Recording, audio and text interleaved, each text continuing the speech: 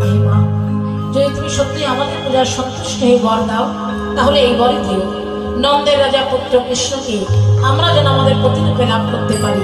কাত্তায়নী মা তথাস্থ বলে চলে গেলেন। এবার সকল ব্রজগোপী বর পেয়ে আনন্দে আত্মহারা হয়ে সকল রত্নাবেশ অর্থাৎ পরিদেহ বস্ত্রভূষণ তিনি খুলে রেখে শ্রী যমুনায় জলক্রিয়া করছে, আর একে অন্যের গায়ে জল ছিটাচ্ছে।